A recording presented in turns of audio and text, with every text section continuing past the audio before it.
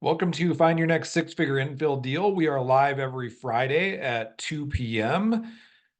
This week, we're going to talk about a townhome subdivision in Garden City, one of the fastest and most fastest growing and most interesting development areas in the Treasure Valley. First of all, we're going to jump into a little bit of training here right off the bat, and then we'll get into a little bit of the details of my system here. First things first, so I'm going to cover a little bit of training on just why this strategy that we employ will continue to work, at least for the foreseeable future. So what we do is we specialize in anything from single lot splits all the way up to mid-sized subdivisions.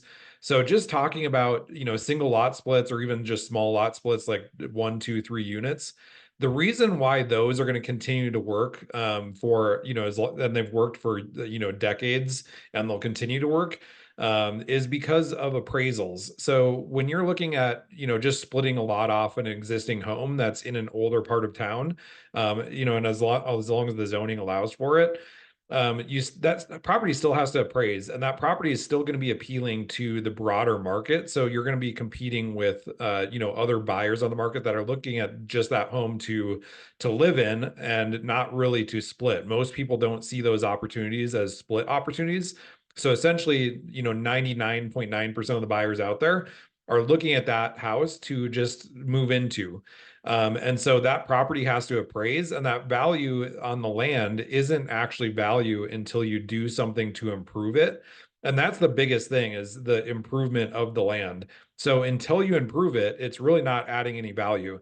Now, if it's a house on a larger lot and all the other lots around it are really small, maybe there's a small premium that somebody will pay on that. Typically it's, we typically see maybe $10,000 to $20,000 typically. But it's not, the six figures plus that you'll see or be able to sell to the wider market once it's improved. So when we look at those smaller ones, basically it takes some time and money to get it entitled. That's the first step. So you have to get that project approved and then the plans approved to split it. And then you have to put in the infrastructure to split that lot off. So that takes additional time and money. And so investors and developers are not going to see that as a good opportunity unless that is going to give them, a monetary reward to do that. So if a seller goes and says, okay, well, I have this extra land and it can be a separate lot, but they've put no effort into splitting that lot and they haven't taken the time and money to do that, they haven't created that value in the land. So essentially their value is still just in the house and not in the land. And so once you actually put the time and effort into splitting the lots off and setting it up as being able to sell individually, that's where you create the value. And that's why this strategy, specifically on these smaller lot splits, is going to work.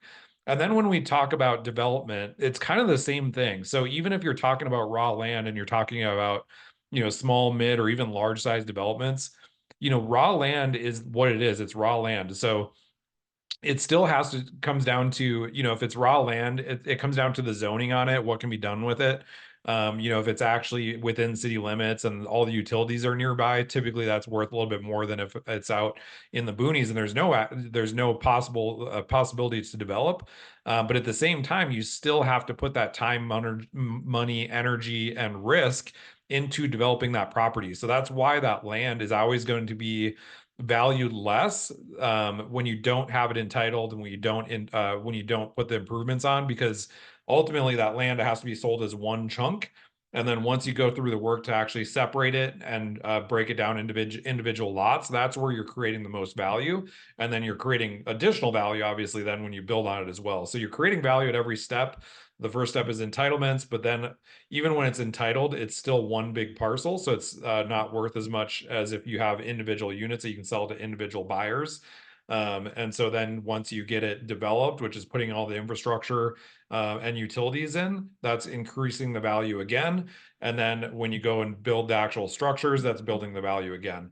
And at every step of the way, you're going to have different buyers that are looking at it as well. So, basically when you have it entitled, you're just going to be looking at, guys that want to put the infrastructure in, then they're going to sell the lots individually to either that end buyer or builders. And typically that if they're selling it to builders, they're going to have to package those together and they're going to have to sell them at a discount versus selling them all individually to the end buyer typically. And so, that developer is going to be looking to get a good deal on the entitled land. And then same thing on the builder side of it. When they're going to buy lots, they need to have margin in it to build. So they have to get a discount on the lots versus what they would sell for in the normal market. So that's a little bit of training we're going to cover today. I'm going to get into kind of my background. My name is Zach Matson. I'm a developer and builder here in Boise. I got started investing in real estate back in 2013 by house hacking, buying my first duplex, living in one side, renting out the other. And then I bought a second one a little less than 2 years after that. And then a few months after that, I lost my job and I got into flipping full time. So I started flipping full time and eventually after a few years got into infill development. And that's really where I found my niche area that I really love. And I basically just focused on scaling and creating systems in the last couple of years to be able to really scale this and make it easy for ultimately other investors to buy these infill deals because I can't possibly buy them all on my own. So I basically created a system where I can still be part of the deal. I can use my team and skill set to get projects entitled, developed, and built. We're fully vertically integrated, so we can help from due diligence all the way through the build process. And so we basically set up a system in order for us to all work together and have a win-win situation. Now, how our deal list works, so we have our full-time deal list access available to investors and realtors. How it works is if you are a realtor, we just have you watch our three-part session. The first part is on infill development. Part two is on our construction process, and then part three is on actually how to look at and understand the deal list as you're reviewing properties. And then we just have you sign an agreement saying that if you're going to use our strategies on the properties, that you're going to introduce us to your buyers early on in the process. And that's just so we can stay in the loop and also make sure that, ultimately we can do our job to the best of our ability and make sure that the deal gets done properly. And then as a bonus to realtors, we offer free marketing campaigns that you can co-brand with us that you can send out to your network. Now, if you're an investor, you can also get access to our list full time. So number one is we have you do the same training events. So we have the video events. Occasionally we do in-person events as well. So we have the same parts one, 2, and 3.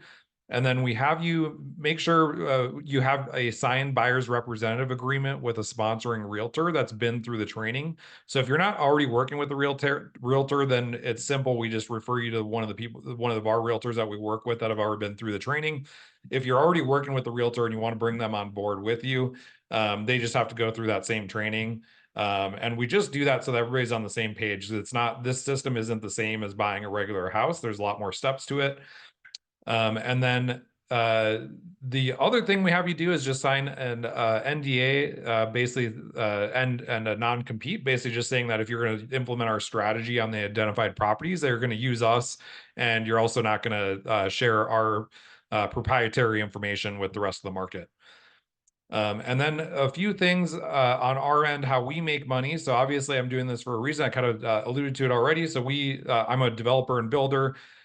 So we're the general contractor. And so we get our GC fees on that. Also what kind of makes up for, putting the system together and all the time and effort we put into analyzing and presenting these properties on a weekly basis is we charge a consulting fee at purchase. And essentially what that is it's just our fee that recoups our cost in putting this all together. But also we do that due diligence for you. Essentially, we have our 200 step checklist once you're under contract, and we do 95% of that.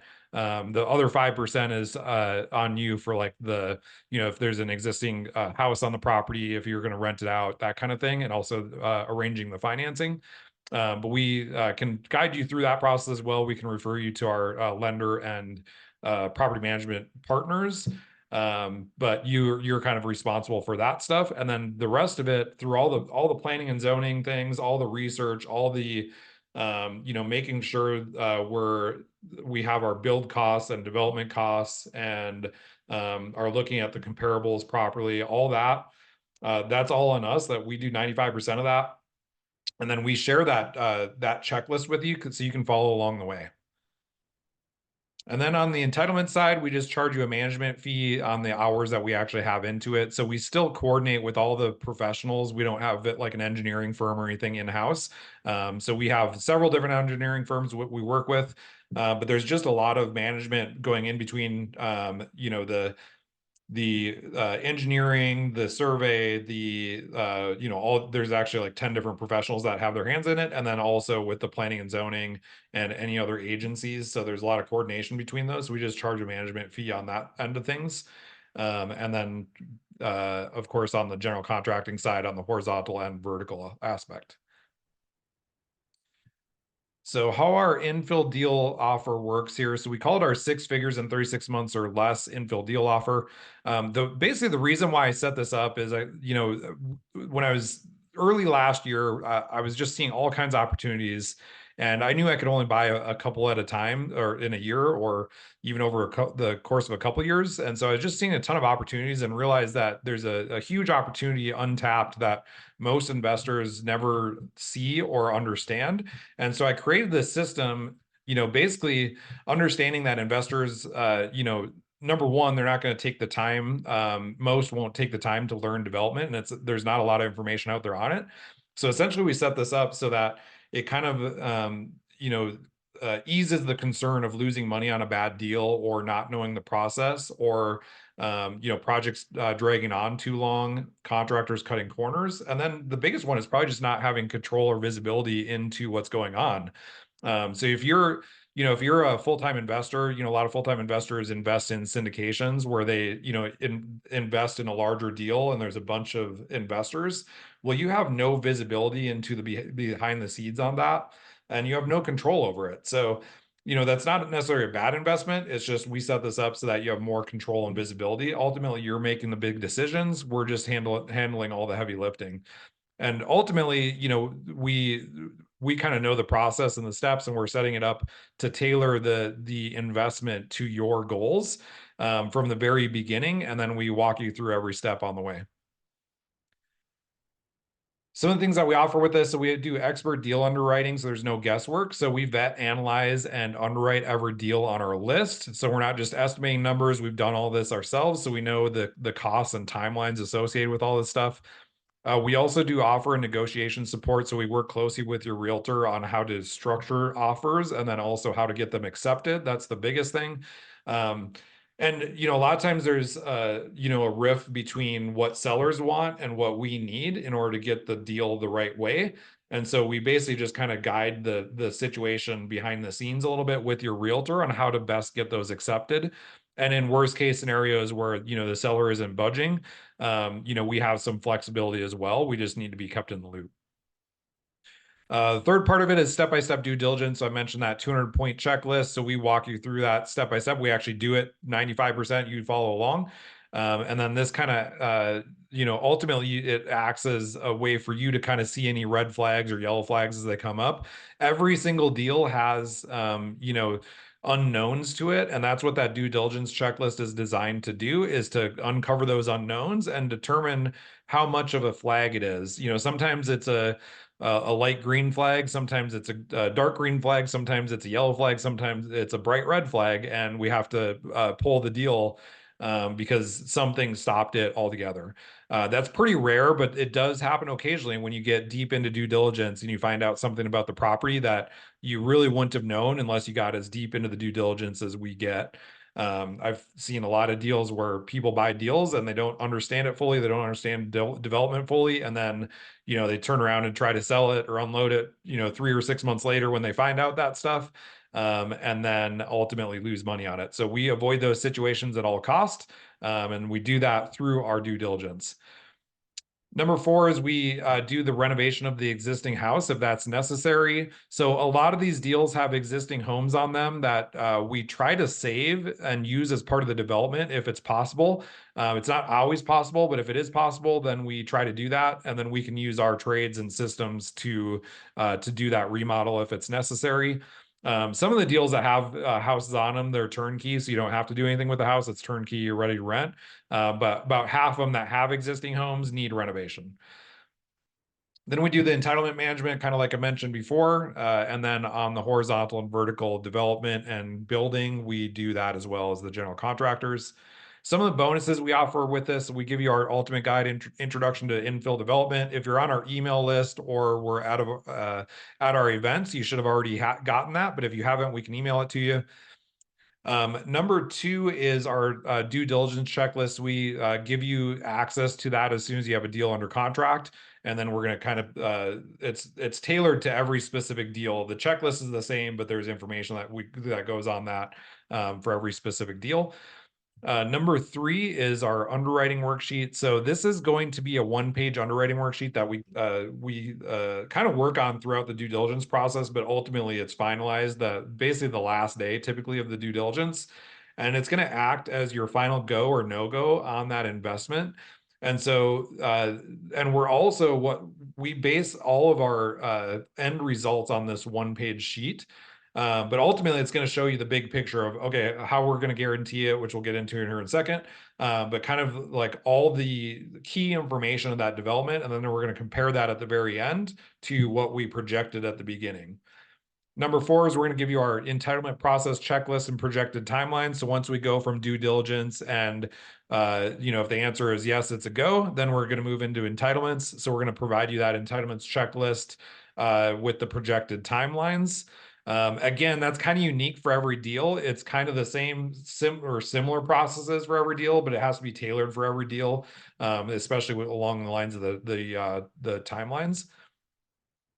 Number five is we're going to give you our complete construction process and inspection checklist. So once we have a fully approved project and we're ready to go under construction, we give you that checklist again. And then on top of that, number six, so on the vertical side of things, we also do third-party home inspections. So our project managers inspect the build almost daily. But what we do at different steps of the way is we have a professional third-party inspection company come in and they inspect the house at four key levels. So number one is at the framing and rough-ins. So essentially, we're getting it professionally inspected behind the walls, so we can see any mistakes were made and make sure that the trades fix anything. And then essentially, it's kind of guaranteed to you too that you can see what's behind the walls and make sure you're getting a perfect product. And then we do it at drywall and then at interior and exterior finishes. And then we have a final inspection. Sometimes that final inspection ends up being two inspections because we will have maybe a checklist at the very end of things that need to get touched up or whatever. So that'll get finished up and then we'll hand it over to you with a perfect inspection. And then, okay, on top of that, we do a monthly progress call. So instead of reaching out, the other thing too is when you have a project under active construction, we actually have our project management software where it gets updated daily with pictures and daily logs, so you can follow along with that. But instead of giving you a phone call or text message with every little thing, we do those, that daily follow along, but then also we do a monthly progress call. This is specifically for the entitlement process mostly. We'll also do, updates, big picture updates on the construction process as well. But it's mostly when you're under entitlements is we're going to give you that monthly progress call, the progress that was made the previous month. Again, that just kind of keeps it all in one place, so you know where to go every month. It's the last Friday of every month right after this call. And then you can either join on that live or watch the replay on YouTube. And then now we get into the guarantees. So we offer two different guarantees. One of them is our entitlements guarantee. So when we talk about this deal today, so we have it projected as 16 units. So when we get to the end of due diligence, if somebody buys this deal, once we get to the end of due diligence and we say, okay, yes, we can definitely do 16, we back that up with our entitlements guarantee. So if we get it entitled and we ended up only getting 15, we actually refund you what our fee was at the beginning. Or credit that, we credit it towards the development costs, or if you're moving into a different deal, we'll credit it towards that other deal.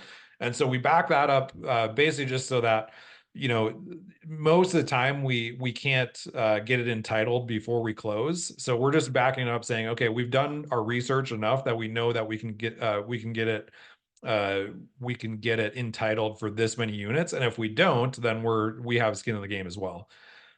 And then the big bonus is that we have our underwriting guarantee. This is essentially our profit guarantee. And so what we do is we guarantee that if the project doesn't meet 100% of the profit projection that we gave you at the final underwriting, we're going to refund you up until it does. Now there is a limit on that. It's 50,000 per deal up to two homes splitting off. After that, it's 20,000 per home up to 10. So we do a maximum of 200,000. But for example, on this deal today, where we have 16 units with a 50,000 or $500,000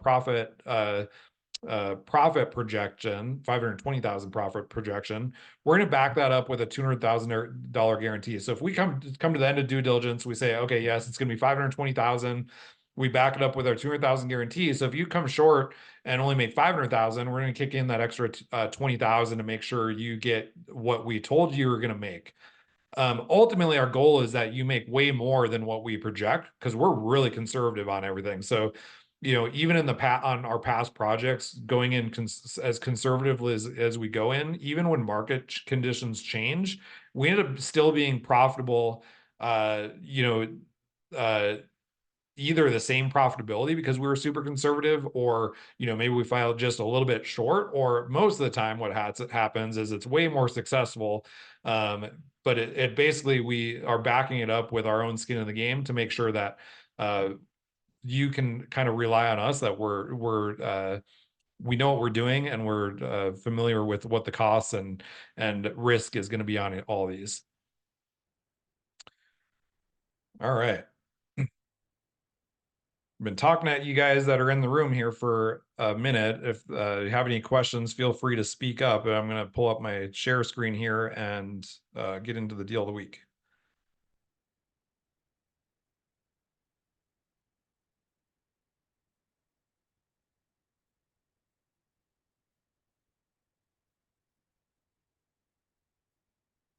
Hey, Michael,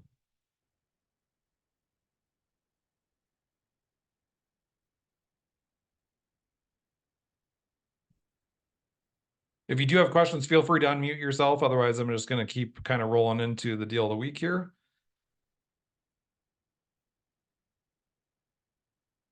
Okay, so this week's deal came on the market just a couple days ago. It's in Garden City. I do a lot in a lot of developments in Garden City. I've been big on the opportunities in Garden City for several years now. I love it. It's a lot of people are, I guess they're becoming more aware of Garden City, particularly in the last few years. But up until 15 years ago, it got overlooked like crazy because it's basically full of trailer parks. And just rundown buildings, and just big lots without, they're not well manicured lawns or anything. So it's been kind of overlooked and neglected for decades. Well, 15 years ago, the first developments kind of started to happen around the Whitewater Park area before it was Whitewater Park. And so that happened, and and then that kind of just caught fire, and it became that Whitewater Park area ended up becoming Whitewater Park, and then it got more developed, and now there's townhomes selling for $1 million over there. And now that development area is spreading all the way westward. So that's around the 34th Street area. That's spreading all the way westward towards Veterans Parkway, no, past Veterans Parkway, all the way up to Glenwood and the fairgrounds. They're building out that 80-acre Expo Idaho Park. And so basically there's redevelopment happening all along there. This property specifically is west of Veterans. And so the land over here is typically a little bit less than east of Veterans. So there's a little bit more opportunity. And then at the same token, the end units sell for less money as well, but there's still typically a lot of margin in these. I'm just going to pull up the overhead of the location. So there's currently I think it's a 1-bedroom house on it. It's just a small 700 square foot house. It sounds like it's being rented. So very likely you could keep the renter in there while you're getting entitled. So that kind of helps offset some of the costs. Not much, but at least pretty much typically will offset the costs of the maintenance of the lawn and whatever carrying costs you have on the property taxes and stuff. This is the overhead. So there's kind of, these are, I think, two homes, or they might be trailers. And then there's a couple trailer parks on the north side of it. And then some commercial kind of more to the south. But there's actually two developments going on this exact same street. So there's one that's actively under construction on the corner of Adams and 45th.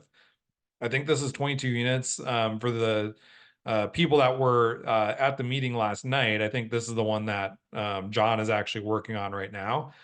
And then there's this one as well. And I haven't been over there in a while. The last time I was over there, they were selling these lots, but it's a development that's approved. And it's already separated into lots. I don't know if they actually have the development going in yet, but it is an approved development. And then just down the street, there's more developments like this Free Ride Lane. This was built out, I think, 2 or 3 years ago. Might have been 4 or 5 years ago now. And then the river is just a little bit further away from that. So it's about 2 blocks from the river, super close to the Greenbelt access, and then it's less than a mile. So as we kind of zoom out here a little bit, so you have Willow Lane over here, that park, and then you have Veterans Memorial Park over here and Whitewater Park over here. So that's less than a mile or about a mile. And then you have about a mile or a little bit less from Expo, Idaho. That's that 80-acre park over here. So it's kind of central to everything that's happening in Garden City. Garden City is big with the a lot of people just because it's got all the wineries and breweries and the green belt. So, in the summer, you just have all kinds of activity going on down there. You have the boardwalk was built just a few blocks away over here off of Veterans. There's some new restaurants going in there, and it's a, upscale apartment complex. So just a lot happening in Garden City.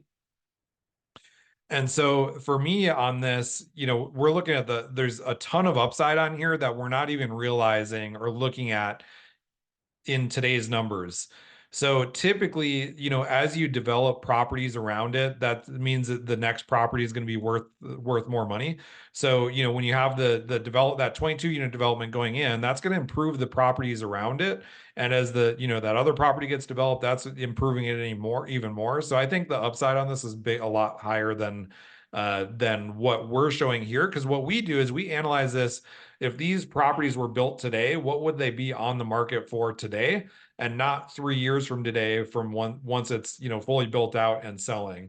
So typically, just with over time, you typically have an upward trajectory. That's just how inflation works. There are periods where it's stagnant or downside. But typically, 95% of the time you have an increase in market value, but we're not putting that in our numbers at all. This is if it was on the market today.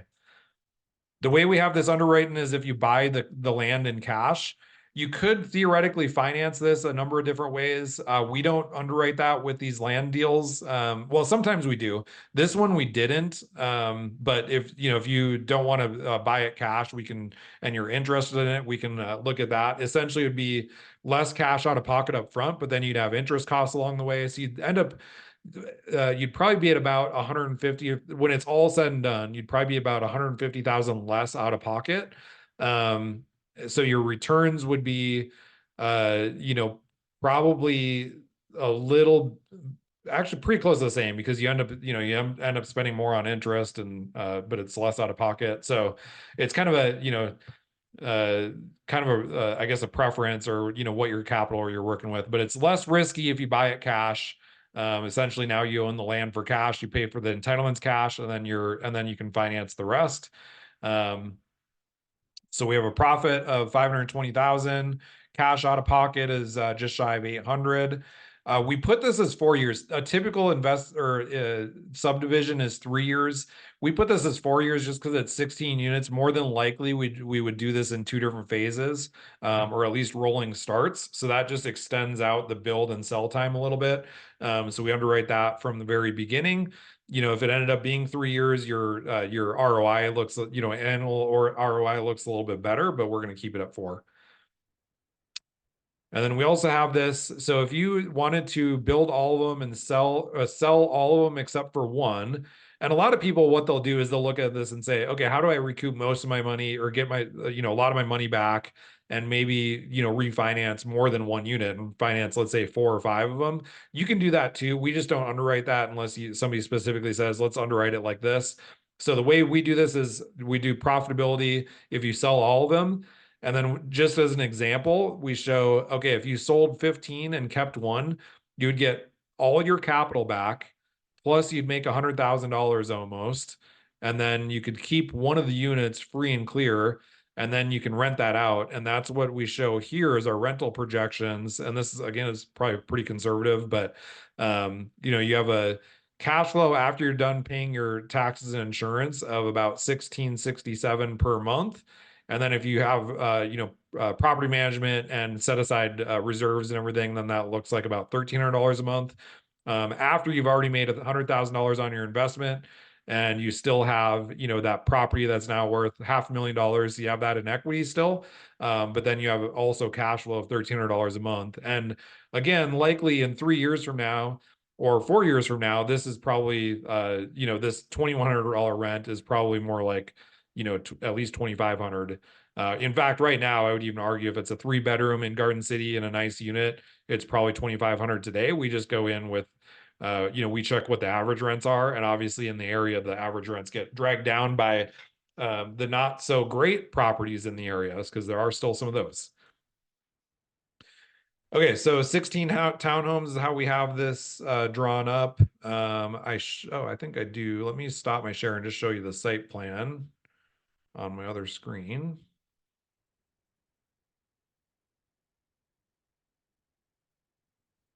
Okay, so this is the site plan. This works with all the open space requirements and the parking requirements. So this is along 45th Street here. We would have to put in a detached sidewalk. Then we'd have 3 front-facing units. All of the units would basically face each other, and then you'd have rear load garages. And then we have space on each of these too, where we could have like a live workspace or a workspace office on the first floor. And then the second floors would be your living room and kitchen. And then the third floors would be bedrooms. So we've done this floor plan, sketch out this floor plan a few different ways, but these are great live work units for the most part. And I think these back units would be the 2 bedroom units. So they'd be a little bit lower price point and a little bit different, but still 3 stories. And then you'd have these middle units, all 3 bedroom.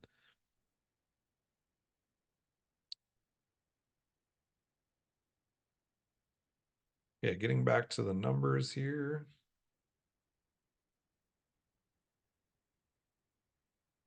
Okay, so one thing I wanted to talk about is the value of this. So there's been a couple properties recently that have sold nearby or listed nearby that are the same size that have sold or listed for between 430 and 500. So I think at this $700,000, I don't think it's going to sell for this much. Whether that's, somebody coming in now and just, giving them a cash offer at, let's say it's 500,000, and maybe they accept it. You never know. A lot of times they already kind of, not always, but a lot of times they have a suspicion that, they're just going to feel out the market, but then they kind of come back to reality of, where they know it's going to probably ultimately sell at. So I put in this on the lower end at 450,000. I think, anywhere between 450 and 550 is probably a pretty good deal. And what's crazy is that this even works as a development at this price. These were selling, the exact same lots for this size and everything were selling for 700 to 800,000 back in 2021. What happened is essentially, a lot of builders, when the interest rates went up, a lot of builders got stuck with inventory. So it took them a little while to work through that. And now they're more hesitant to buy. And a lot of them, they either, slowed down big time or whatever. But not as many people are buying these deals, and you don't have as many first-time builders out they're buying these either. And so there's downward pressure on the market in Garden City for these raw land deals. So I think realistically, I think this is probably going to sell for between 450 and 550. Whether that is going to be right away and somebody comes in with an offer, or maybe it sits on the market for a month or two. Depending on what that looks like. But I think ultimately it's probably not going to sell for this amount. Just because there's other deals in Garden City that are, better deals, honestly. There's currently active deals. So if somebody's interested in this deal, I have other deals actually in Garden City as well uh, that can be done. So this is the per lot premium over what I feel like the low end of the value is. You're paying about $15,000 more per lot. And that's unentitled, so that you're basically paying that, and then you have your entitlement costs per lot, the development costs. This is what townhome lots on the low end would sell for. I think realistically they're probably closer to 100,000. But you can see where, if you get this lower, you're reducing your risk, because once you have it developed, now you can sell, like if you have to go and sell it, sell the lots individually, or even package to a builder, you can make money versus basically just breaking even. This is after all sales costs and everything. So you're break even at the current price, and having it all built out, and having, on the low end, what these lots would sell for. I think realistically, they're probably 1 to 115. So let's say they sell for 115,000. Now you're making, ultimately, over basically almost what I'm projecting just on the lots to sell the lots. But we're gonna keep it at 85,000, just because that's we like to be really conservative going into these things. And then again, the whole goal is to underpromise and overdeliver, so you're blown away by what you actually get versus what we project. I think there's too many investments out there nowadays that, you see all these projections, and then when you actually dig into what the projections are, there's all kinds of assumptions in there that don't make a whole lot of sense if you know anything about development or know anything about what the market is actually doing or whatever. So okay, and then we have the construction costs. This is an average per unit. We actually have three different size units in here. So this is the total construction cost divided by basically all the square footage. So this is an average cost per unit. Some will be less, some will be more. And then again, on the resale, this is the average cost per unit. So that we have price points between $400,000 and $500,000. And again, I think on the resale, especially as these other couple developments get built out, I think these very well could sell. Like, I think your 2 bedrooms are probably closer to 450, and your 3 bedrooms are probably closer to 550, particularly, given a couple of years, and you have these other developments going up as well. So I think ultimately, you could end up profiting, 50, 60, $70,000 off each unit, and now your profit ends up being double what we projected. And then this is just holding costs. So if you buy it cash, the taxes for 3 years, and then basically factoring in some maintenance. You still have to take care of the lawn a couple times a summer. Just cutting down the weeds while it's getting entitled. And then because there's an existing unit, we don't know what the rental income is on that, but I'm assuming it's probably about $1,000 a month. Could be a little bit less or more, but that kind of helps offset your costs for that first year anyway. You'll actually be in the positive that first year. This is over 3 years, this cost, and this would be just in the first year until it's entitled and you're ready to develop. And then this is the total debt on it. So if somebody wanted to just, build all these out and keep them as rentals, they could refinance this debt. I don't know if that cash flows. We can calculate it if somebody's interested in that. And then this number is the cash you get back if you build or sell all of them except for one. And that's where that comes back over here, where you have your total cash back minus what you have into it, and you get your original investment back plus $100,000 profit, and then you still own a rental that's worth $500,000 that is going to cash flow. And then you could ultimately, if you wanted to, refinance, do a cash out refinance of that, get even more cash. So basically, cash out your profit out of it. And if you're not worried about the cash flow, you basically just max leverage it, so you're break even every month on that, get the cash out, and then kind of go out and do this again, and maybe do it twice now because you made a profit. Okay, before I move on to any other deals, anybody have any questions so far about this specific deal?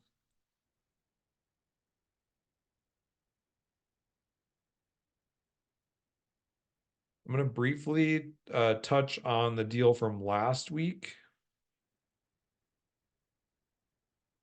This is this north end deal right at the base of the foothills and across the street from the golf course over there. So again, this is probably priced a little high, but the location, you really can't beat it. The nice thing with this, because there's an existing house on there and we can build cottages around it and essentially turn that existing house into a cottage. There's actually some good value that's, already existing in that cottage. And so we have that at 450,000. And again, I think that's probably a little bit on the low end. It's probably close to 500,000, but either way, it doesn't really matter. So you have 450,000 value on the existing cottage, not accounting for the land. He's basically thinks his land is worth a lot more. And I think it's probably a little overpriced, but it still, ultimately has some margin in here for somebody to go in, especially with a cottage development, because you can maximize the density. You can do it in a shorter time frame. And then if we go over here to the profitability per unit, you're making almost six figures per cottage. And again, this is pretty conservatively. So I think, this is probably on the minimum size side. So we're adding, what was it, 7 cottages, and ultimately you kind of take a loss on that land basically, or the existing home when you go to sell it, because you have some carry costs with that. So that's where you get that offset.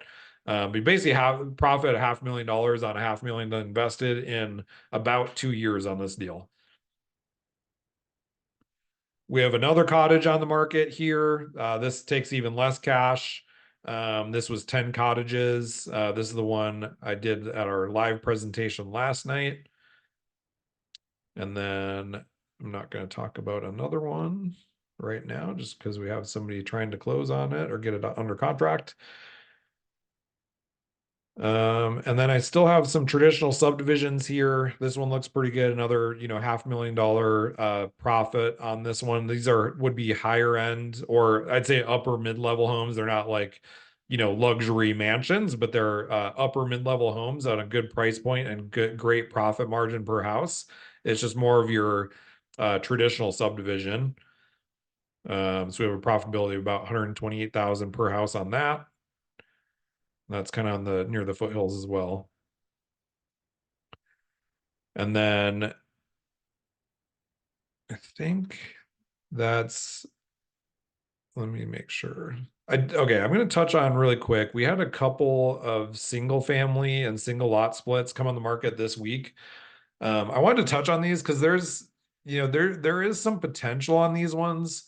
So we have this one on Cursory. It's actually not active yet. It's a pre-listing. So it's a coming soon listing. I think it's coming on the market next week sometime. But it's just a 2-bedroom, 1-bath house, but it's 1,596 square feet and it has a basement. So I think what that is, what I've seen in the past anyway on these similar deals in this area, is the 2-bedroom, 1-bath is on the upstairs, and it's typically an unfinished basement. Or if it's finished, it might just be like a rec room or something down there. But typically it's pretty unfinished. So theoretically, you could actually turn this into a duplex or finish it out as, I've turned these into like a 3-bedroom, 2.5 bath, or a 3-bedroom, 2-bath, 4-bed. I turned one into a 4-bedroom, 3-bath. And so sometimes you can go in and, even though the square footage, you don't really increase the square footage, you can increase the value of this because you're increasing the usability of it. And so we actually have this where it's kind of a flip plus a build. Oh no, I didn't do that on this one, but it does have potential as a flip and a build. So I didn't put those budgets in here, but this would more than likely, this would pencil really well. So let's say we put in 100,000 for a renovation and then 1,596. So this is probably about a 550,000 or $550,000 house. It probably ends up being, yeah, a little bit less where you don't necessarily make money on it, but you reduce your loss basically on the existing house by doing something with it. Or even if you want to, build it out or finish it as a duplex, you could keep it as a rental. It probably pencils pretty well as a duplex. But we're gonna revert back because it is, I haven't seen the interior pictures, but I'm assuming it's, at least livable upstairs. And then you actually have some decent profit on the existing house where you get this, where you don't make quite as much money as I'd like to see, number one is there was some new construction homes that sold recently, that are basically bringing down this value a little bit. Um, but then the other thing is if you sell this existing house and the market doesn't increase or you don't improve it, you're basically taking a loss on the existing house, essentially because your holding costs, but also your sale costs on the end. But assuming it, it takes 2 years to split it, more than likely this property, you're either going to improve it or, it's just going to naturally increase in value over time, even if it's just 3% a year. That's still, it may ends up selling for, well, let's do this. So if you do 2 years, oops. So yeah, 443. So basically goes up in value by 25,000 and then your loss on it is less. So that's, ultimately how this could work out. We don't like to project that stuff. But ultimately it's not a bad deal for a single split. So I did want to bring that up in case anybody's watching, that, wants to buy just a regular house and do a split on it. This one has some additional potential as, keeping it either as a rental, as a duplex, or fixing it up and kind of, maybe you're just break even on it or, a little bit less than break even, but it's ultimately increasing your profitability because you're reducing your loss on the existing house by selling it. Um, and along with that too, maybe maybe we project our resale costs probably a little bit higher than they're going to be too. So there's a lot of stuff in here where, again, we go in really conservatively because we want to make sure that we underpromise and overdeliver. But I think realistically, this is probably looks a little bit better, and it's not a bad return. It just takes a little bit of time to get there. But particularly if you wanted to, build a new house and essentially you could own it for, for you would have six figures of equity in that new house if you cashed all of your debt or all of your cash out of it. So anyway, that's just a look at what's possible with these single splits. Sometimes we do see these where you still make $100,000 on them. A lot of them you still do. It just depends on the neighborhood and what recently happened there. Um, but then you also have some where, like this one, where this is probably overpriced by almost $100,000, and that's the existing house needs to be fixed up. So I have a renovation budget in there, um, and that would actually about break even. But really, what needs to happen is this needs to be closer to where it's actually at in value. And then all of a sudden, this makes sense. It makes more sense to split it and build it. Um, yeah, so you're making more along the lines of what we expected to be. Okay, I think that's all the deals I was going to cover here today. Does anybody have any questions before I stop the recording and sign off here?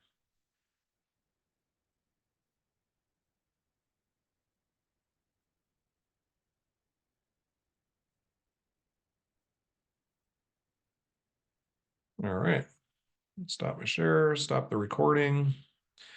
Appreciate everybody watching and everybody that hopped on here live, and I will talk to you guys next week.